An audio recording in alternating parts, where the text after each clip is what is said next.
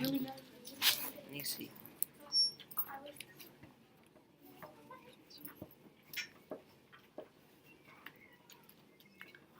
Phaeton entered the gleaming palace of the sun god and walked to the throne room. He stopped in the doorway, blinded by the radiance of Helios, the sun god, who wore a purple robe and sat high on a throne of emerald. "Come to me, my boy," said Helios, the sun god. Phaeton stepped forward and bowed his head to shield his eyes from the sun's awesome brightness. Then he kneeled before the throne. "What brings you to seek your father?" Helios asked gently. I came to get your promise that I am really your son," Phaeton answered. "The boys at school laugh at me and say I'm not, but my mother has always said my father is the son. To prove I'm your father, I'll give you anything you ask." "Father, I've only one wish. I want to do what you do early each morning. I want to drive your chariot along across the sky and turn night into day." "Oh no, I cannot allow you to do that," said Helios. "But you promised." "I spoke too rashly. Please, may the gods allow me to take back my promise." "It's too late, Father," said Phaeton. "But this is one wish I cannot grant my son. The trip is too dangerous. Even Jupiter, greatest of all gods, cannot drive my winged horses. They're hot with fire." "I can drive them, Father, if I'm really your son." "No, you can't. How can you fight the spin of the world? How can you fight the wild beasts and the terrible monsters?"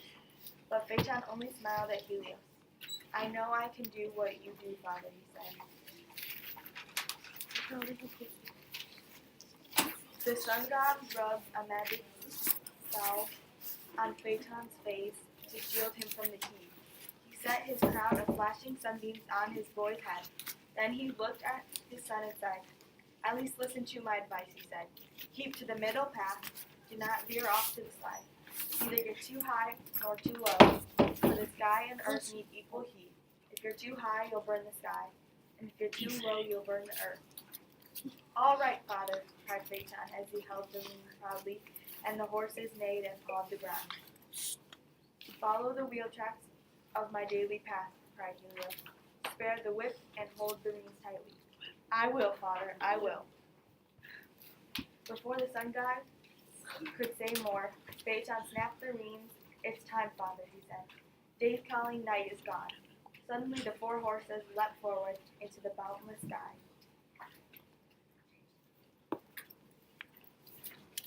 "Don't go, my son," shouted Helios. "Let me give the world light today." But Phaeton couldn't hear his father. The chariot was so light it tossed back and forth like a ship on a stormy wave. The horses grew frightened and galloped faster until they were more swift than the east wind. Phaeton pulled hard on the reins, but he couldn't slow his horses down. He looked around wildly, but he couldn't see the wheel tracks. The horses had left their worn path. Phaeton looked below, and when he realized how far away from Earth he became sick and frightened. He called in panic for his father's help. He yelled for his horses to stop, but the horses galloped out of control. They swept past more savage beasts in the sky. Phaeton dropped the reins, and the horses bounded to regions they'd never traveled before.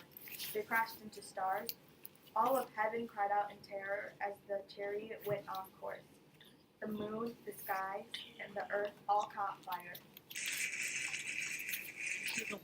Flames spread across mountaintops and burned the snow, spilling black smoke into the clouds. Even Mount Olympus, home of the gods, was on fire. Mother Earth shielded her hot forehead and shouted in agony. Burned with flame, she cried out to Jupiter, the greatest of the gods. "Hurl your lightning bolts now and end this fury death caused by Phaeton." Then she could speak no longer, for the smoke and flames were choking her. Jupiter, hypnotized by the sight of flames licking the world, roused himself when he saw Mother Earth dying. He rolled his thunder, then lifted a giant bolt of lightning behind his head and flung it through the sky. The bolt struck the sun chariot, breaking its wheels and spokes, and fire extinguished fire. Flame put out fire, and the mad horses leapt free of the harness as Phaeton fell from the sky. Phaeton's hair was on fire as he fell, leaving behind a trail of sparks. He looked like a falling star far from home. Half a world away from his mother, he fell into a river. The river god held Phaeton's poor, smoldering body and bathed his burning face. Then the water nymphs buried Phaeton, and on his tomb they wrote, "Here lies Phaeton, who tried to be the sun. Greatly he failed, greatly he dared." For a whole day, the sun god mourned at his son. He refused to drive the chariot. When Jupiter went to see the sun god, he found him sitting on his emerald throne, with his head bowed, not moving as he sat in mourning. Jupiter bid Helios to look up and answer to him for not driving his golden chariot. But Helios cursed the god of the skies for throwing his thunderbolt and killing Phaeton. "I had no choice," said mighty Jupiter. "The boy nearly ended the world. Mother Earth was burning and dying. But now she is too cold, Helios. She needs your heat or she will die from freezing." The sun god bowed his head further. "Rise, Helios," roared Jupiter. "Stop blaming me for your son's death.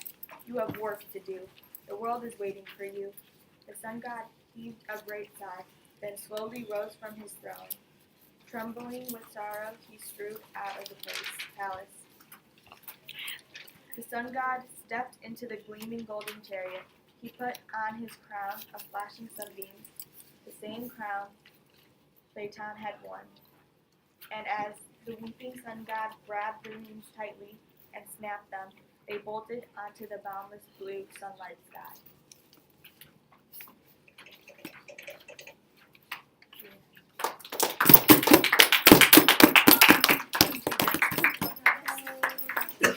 Okay, nice job.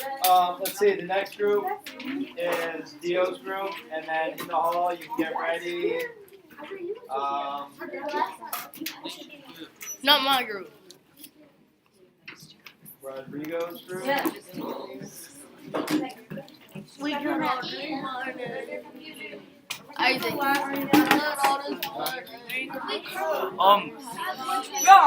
you dropped your phone. Madison.